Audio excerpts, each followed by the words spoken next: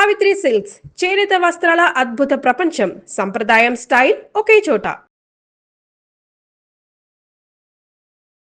శ్రీమంతుడు ఆయన కూడా కొరటాల శివ గారు ఆ సినిమాకు కూడా డైరెక్టర్. సో దానికి ఎలా పిలిచారు? కొరటాల శివ ఆయన వచ్చి ఈ శ్రీమంతుడు ఆయన రాసి ఆయన వెంటనే నాకు ఫోన్ చేసి చెప్పారు, సంపత్ ఇక మీరు కన్ఫర్మ్గా నాకు ఈ సినిమా చేయాలంటే 100% చేస్తాను. నేను నాకు కాన్ఫిడెన్స్ వచ్చేసింది, ఒక రైటర్ అంటే ఎలా రాయొచ్చని. సో అండ్ అఫ్ కోర్స్ ఇంకా పెద్ద స్టార్ మహేష్ బాబు. సో ఒప్పుకున్నా, బట్ అఫ్ కోర్స్ నా స్క్రీన్ స్పేస్ ఉండింది. అండ్ అది ఒక పెద్ద ఇంపాక్ట్ ఇచ్చిన సినిమా నాకు.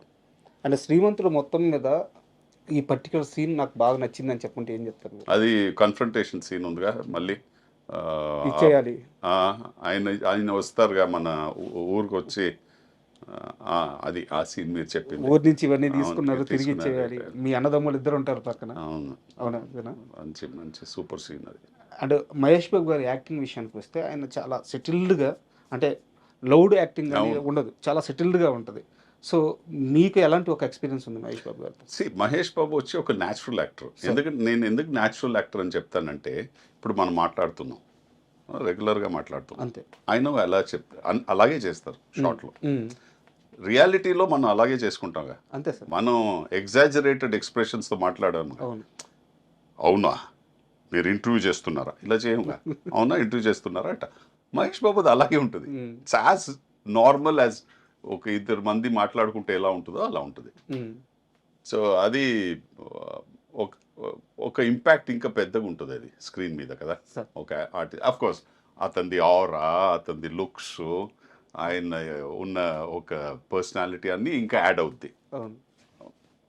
మిర్చి సార్, అంటే మిర్చి సినిమా తెలుగు స్టేట్స్ని ఎంత ఊపిందో, అందులో విలన్గా యాక్ట్ చేసిన మీరు కూడా అంతే ఊపారు.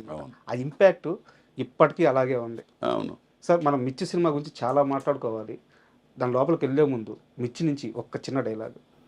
కన్ను రెప్పలు వాల్చకుండా చూడన్నా, దేవాగాడి కొడుకు తగ నరుకుతున్నా. వాయిస్ అసలు దేవుడిచ్చిన వరయం. అవును. మళ్ళీ మిర్చి విషయానికి వస్తే, కొరటాల శివ గారిది ఫస్ట్ మూవీ అది. అంటే ఆయనే చాలా రిస్క్ చేస్తున్నారు, ఒక రైటర్గా ఉండి డైరెక్టర్ అవుదాం అని చెప్పేసి. అలాంటి టైంలో మీరు అప్పటికి దమ్ము చేసిన, పంజాబ్ చేసిన, ఒక పెద్ద ఇంపాక్ట్ అయితే ఇంకా మీకు పడలేదు తెలుగులో. మెయిన్ విలన్ మీరే. సో మిమ్మల్ని పెట్టుకోవడానికి ఆయన ఎలాంటి హోంవర్క్ చేశారు? మీకు ఇచ్చిన ఇన్పుట్స్ ఏంటి మిర్చి టైంకి? ఆయన నాకు తెలియదు ఏం హోంవర్క్ చేశారని, బట్ నా తమిళ సినిమాలు చూస్తున్నారు ఆయన అప్పుడు. సార్ చూసి నాకు కథ వచ్చి ఫోన్లో చెప్పారు. ఆయన ఫోన్ చేసి కథ చెప్పారు. కథ చెప్పిన తర్వాత క్లైమాక్స్ చెప్పారు. క్లైమాక్స్ ఇన్ఫ్యాక్ట్ డైలాగ్స్ చెప్పారు క్లైమాక్స్లో. ఆ ఊళ్ళో ఒక మగాడు ఉంటే ఈ ఊళ్ళోనూ ఒక మగాడు ఉన్నాడు అని చెప్పి, తర్వాత కత్తి కింద వేస్తాడు, వచ్చి హగ్ చేసుకుంటాడు, అండ్ అలా సినిమా ఫినిష్ అవుతుంది అని చెప్పి. నేను అడిగిన ఒకే క్వశ్చన్ ఆయనతో, ఈ లాస్ట్ క్లైమాక్స్ డైలాగ్ చెప్పారుగా మీరు, ఈ డైలాగ్ కన్ఫర్మ్డ్గా ఉంటుందా సినిమాలో అన్న. అని చెప్పారు, సంపత్ ఈ డైలాగ్ ఎందుకు ఉంటుందంటే, లేదంటే ఆ క్యారెక్టర్ పడిపోద్ది కదా, ఎందుకంటే ఆ క్యారెక్టర్ని నేను అలా రైట్ చేశాను, అలా డిజైన్ చేసుకున్నాను ఆ క్యారెక్టర్. నేను చెప్పాను, ఈ డైలాగ్ మీరు పెడుతున్నారంటే నేను కన్ఫర్మ్డ్గా ఈ సినిమా చేస్తానన్నా. నాకు తెలుసు అది యాజ్ అన్ క్రియేటివ్ పర్సన్ మీకు తెలుస్తుందిగా ఎక్కడ ఇంపాక్ట్ ఉంటుందని. అండ్ ఆయన వచ్చి 100% ఆ డైలాగ్ని పెట్టారు. నేను ఎలా ఊహించుకున్నాను అది, ఆ సీన్ స్క్రీన్ మీద జనాలు దాన్ని ఎలా రియాక్ట్ అవుతారని చూసాను, ఎగ్జాక్ట్లీ అదే రియాక్ట్ చేశారు. మీన్స్ ఆ డైలాగ్ ఆ క్యారెక్టర్ చెప్పిన తర్వాత, కత్తి కింద వేసిన తర్వాత థియేటర్లో ఒకే క్లాప్స్. సో ఆ ఇంపాక్ట్ నేను కొరటాల శివ షూట్ చేసే ముందే చెప్పాను, ఈ సీక్వెన్స్ మీరు చూడండి, ఈ విలన్కి క్లాప్ వస్తుంది 100% అని. అండ్ అలాగే అయింది అది. అండ్ ఆ మూవీ షూటింగ్, ఆ జర్నీ మొత్తంలో ప్రభాస్ గారితో మీ రిలేషన్ ఎలా ఉండేది? Very good. ఆయన వచ్చి ఇంటి నుంచి అన్నీ వంట చేసుకొని అన్నీ తెప్పేస్తారు ఆయన. ఫిష్ నుంచి ఇది అది మటన్ చికెన్ అదన్నీ తెప్పేస్తారు. సో ఎలా అంటే, నేను యాజ్ ఇట్ ఈస్ అప్పుడు చాలా హెఫ్టీగా ఉండేవాడు. నేను 98 kgs ఉన్నాను నేను అప్పుడే వర్కౌట్ చేసి. నేను ప్రభాస్ చెప్పేది, ప్రభాస్ నేను ఇంత తింటే ఇంకా వెయిట్ వేసేసుకుంటాను, నాతో ప్లీజ్ ఇవ్వకండి అని చెప్తే, లేలే సంపత్ మనం డెఫినెట్గా తినాలని. చాలా చాలా ఫ్రెండ్లీ అండ్ అంత పెద్ద స్టార్ అయినా అదన్నీ ఏం లేదు, హాయిగా ఉంటారు, సింపుల్గా ఉంటారు. డబ్బింగ్ విషయంలో కూడా మీకు ఏదో సంపత్ నీకు కావాల్సినంత ఫ్రీడమ్ తీసుకో, ఖచ్చితంగా నువ్వే డబ్బింగ్ చెప్పి అదన్నీ అందరూ కానీ in fact first day it self చెప్పి మీరే చేయాలి, ఇది ఇంకెవరు చేయకూడదు, ఎందుకంటే ఈ ఫస్ట్ ఆఫ్ ఆల్ ఈ వాయిస్ యూనిక్ ఉంది, సెకండ్ మీరు ఈ స్లాంగ్ని పట్టేస్తే మనకు కరెక్ట్గా 100% హిట్ చేసేద్దాం మీ వాయిస్తో అని చెప్పి నేను అఫ్కోర్స్ నాకు తెలిసి నేను 3 రోజులు తీసుకున్నాను డబ్బింగ్కి దాన్ని ఆ సినిమా. ఓకే, అవును, ఎందుకంటే కొత్తగా వచ్చాను, మన తెలుగు ఆ స్లాంగ్ని పట్టాలి, ఆ డిక్షన్ లోపల వెళ్ళాలి. బట్ అందరూ నాకు చాలా సపోర్ట్ చేశారు. సో కొరటాల శివ కానీ, ప్రొడ్యూసర్స్ కానీ, వంశీ, ప్రమోద్, అఫ్కోర్స్ 100% ప్రభాస్, ఆయన చెప్పేశారు ఇంకెవరు కాదు సంపత్తి డబ్ చేయాలి ఈ సినిమా అని చెప్పేశారు. అండ్ అంటే నాకు తెలిసింది సార్, ఇది నాది తప్పు అయితే నా వర్డ్స్ బ్యాక్ తీసుకుంటాను, మీరు కన్ఫర్మ్ చేయండి. మిర్చి అంత పెద్ద సక్సెస్ తర్వాత మేకర్స్ అంటే ప్రొడ్యూసర్స్ కానీ డైరెక్టర్స్ కానీ మీకు వరుసగా ఆఫర్స్ ఇవ్వడానికి రెడీ, బట్ తెలుగులో కొంతమంది హీరోలు సంపత్ని పక్కన విలన్గా పెట్టుకుంటే మేము మ్యాచ్ చేయలేము అని చెప్పేసి కొన్ని ప్రాజెక్ట్స్ మిస్ అయినాయి. అవునా, నాకు తెలియదు, దాకా రాలేదు అది. అలా ఏంటి రాలేదు, నేను అందరూ తర్వాత చేశాను కాబట్టి మహేష్ బాబుతో చేశా, అవునవును, అందరితో చేశా. చాలా వరకు ఏంటంటే మేకర్స్ రెడీ అంట, బట్ ఏంటంటే అక్కడ ఉండే హీరోలతో సమస్య అంట. నాకు తెలియదు అలా, నేను వినలే అలా, ఎక్కడ వినలేదు.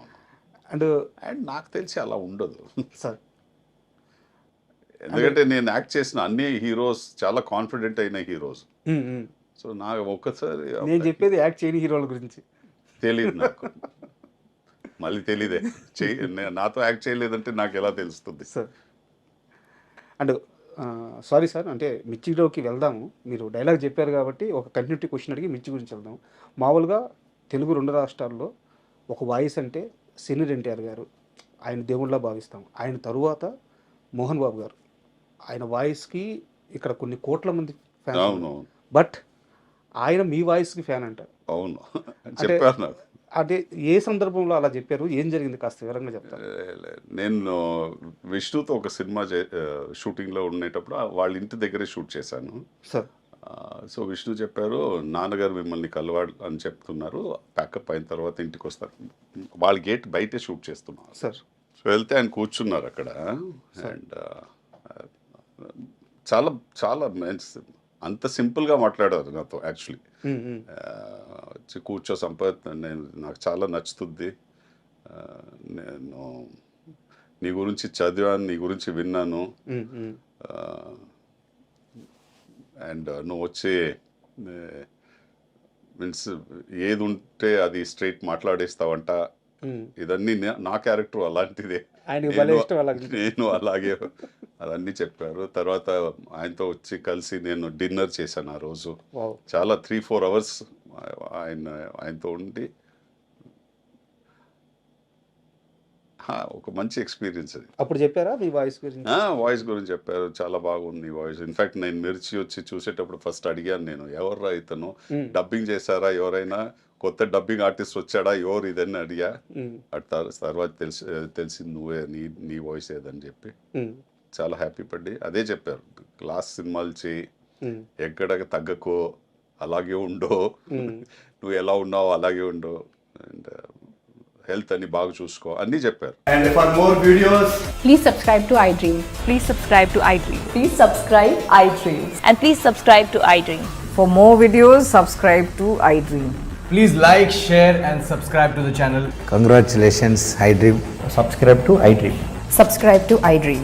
So subscribe to iDream Media. iDream ki iDream team andarki huge congratulations. Please subscribe iDream Media. Please subscribe to iDream. Subscribe iDream. Please subscribe to iDream. iDream అంటే నా కళల ఛానల్ను సబ్స్క్రైబ్ చేసుకున్న నోరు తిరుగుతలేదు, మీరైతే గంట గుర్తు కొట్టండి. For more such videos, please subscribe to iDream. Subscribe to iDream. Please subscribe to iDream. Please subscribe iDream Media. Please do subscribe to iDream. Please subscribe to iDream Media. For best entertainment and information, please subscribe iDream. And don't forget to subscribe to iDream.